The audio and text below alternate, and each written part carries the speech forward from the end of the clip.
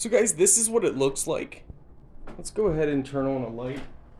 Might give you a little better idea here. Now, of course, we did it a little different. We still got to take some stickers off.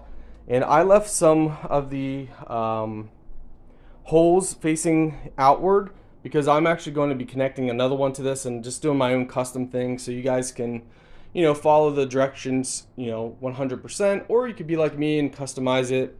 But it is nice. It's nice quality. It's solid. We can sit on it. So it's definitely heavy duty. Definitely very nice. And it's not too hard to put together. It just takes a little time. But overall, I've been very happy with it.